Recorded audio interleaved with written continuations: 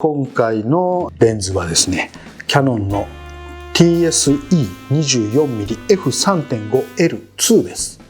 これはね L2 ということは L1 もあったんですが、1はね私もね、昔持ってましたけれども、早々にね売却してしまったという経緯があります。なぜ売却してしまったかっていうとね、当時はまだ僕もプロになりたての頃でちょっとね使いこなせなかったっていうのが正直なところだったんですが、建築写真家になってねちゃんと撮り始めて、やはりこのレンズ絶対的に必要なレンズだなということで、ちょうど欲しくなった時に2が出たので、購入したんですが、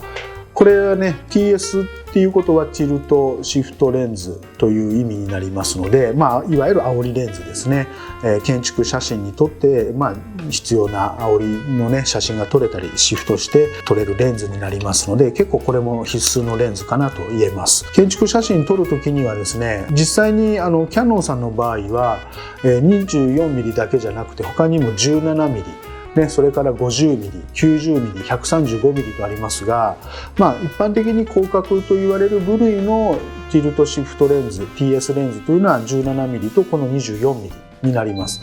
この次はね 50mm になるので、僕 50mm も持ってますけれども、実際の現場で使うという機会がね非常に少なくて、この 24mm までは結構ね多用してますので、もしよかったらね皆さん建築撮りたいなという方はぜひこういった TS レンズ、用意されるといいかなと思います。でこの TS レンズなんですが、どんな仕様になっているかというと、画角はね、焦点距離 24mm になりますので、幅はですね、84度まで撮れる画角になっています。レンズ構成は11分の16枚、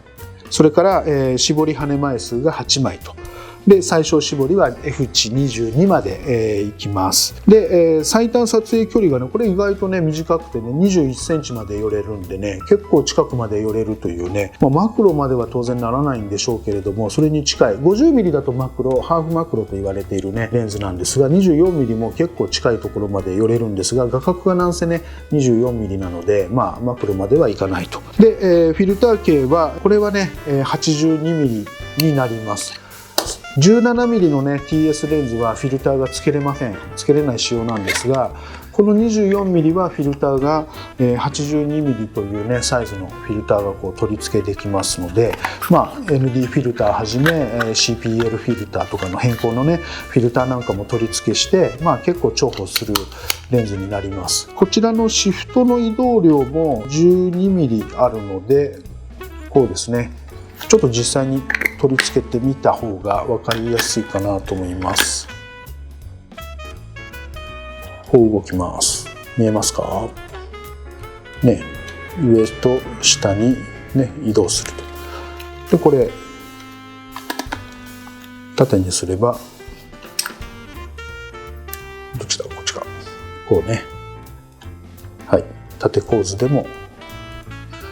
こういう移動ができるというものになります。結構ねちゃんとシフトしてくれて、他にもね TS レンズって他のメーカーさんで出てるのもあるんですが、ストンってね落ちちゃうんですが、このキヤノンさんの場合はねちゃんと止まってくれます。これ僕いいなといつも思ってるんですが、これちゃんとした作りになってるなっていうのはね、いつも感心してるんですが、そういった意味では使いやすいシフトレンズです。で、重さはですね 780gというね、重さになりますので、 17mm より若干軽いかなという、見た目は大きいんですが 17mm よりかは若干軽いと、レンズのね、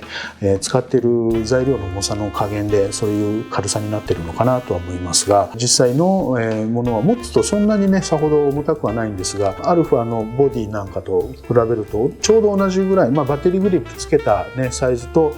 レンズとね似たような重さになるので、バランス的にもちょうどいい感じがしてます。はい、結構使いやすいレンズとして僕はね結構